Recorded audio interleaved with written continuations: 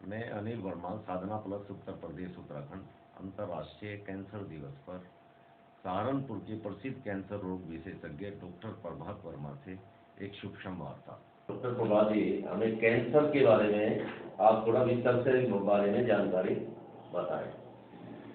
आपका बहुत बहुत धन्यवाद। आपने इस अवसर पर मुझे चुना कैंसर की जानकारी देने के लिए, और मैं आपको बताना चाहूँगा कि कैंसर एक ऐसी बीमारी है जिसको पूरी तरह से रोका जा सकता है, या इसको पूरी तरह से ठीक किया जा सकता है, या इसको पूरी तरह से बचाया जा सकता है रोगी को। लेकिन आवश्यकता इस चीज़ की होती है कि इस रोग को हम बहुत जल्दी पहचानें।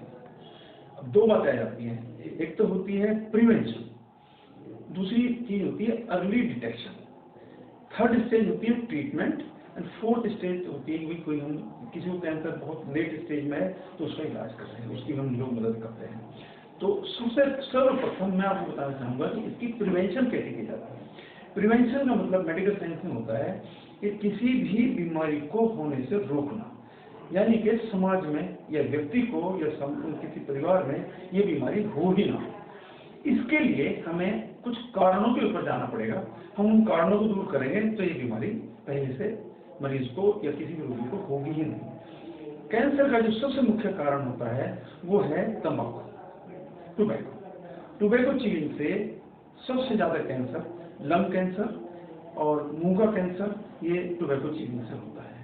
और स्मोकिंग, बीड़ी, सिगरेट, सिगार, जितनी भी स्मोकिंग की चीजें हैं, या पान मसाला, गुटखा, इन चीजों से कैंसर होता है।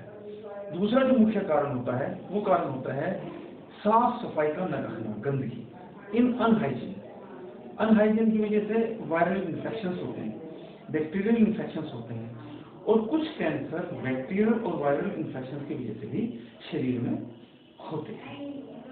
तीसरा सबसे बड़ा कारण है हमारा पर्यावरण, यानी कि पोल्यूशन।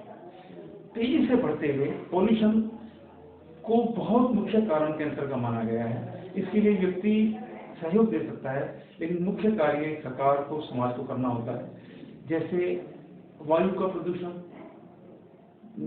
व्हीकल्स की वजह से, यातायात की वजह से, जनरेटर्स की वजह से। इसके अलावा पानी का प्रदूषण, अभी मैं आऊँगा इस बात पर। हमारे जनपद के अंदर पानी के प्रदूषण की वजह से बहुत कैंसर की इंसिडेंस बढ़ रही है।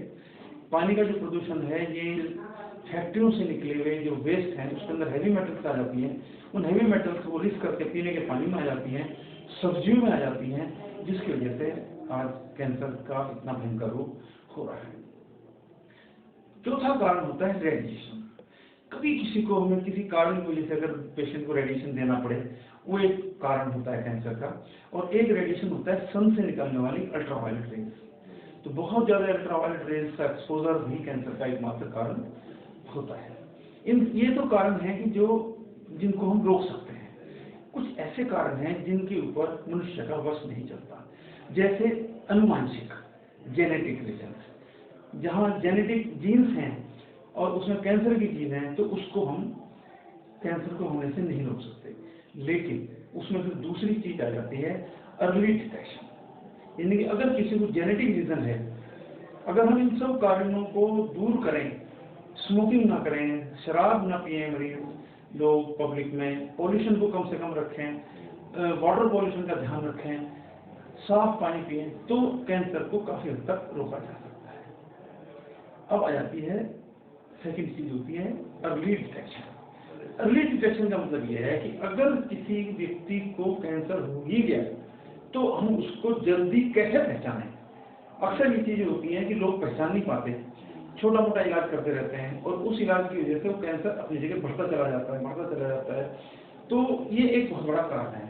इस चीज के ऊपर मैं विशेष रूप से ध्यान दूंगा, जिससे कि हमारे दर्शक, हमारी जनता, जो लोग सोशल वर्कर जो भी हैं, वो उसको पहचाने और पहचान करके अर्ली डिटेक्शन में सहयोग दें और कैंसर को जल्दी होने से रोकें। कैंसर को हुए तो जल्दी उसको पता लगाएं, तो ठीक होने के चांसेस बहुत हाई होते हैं।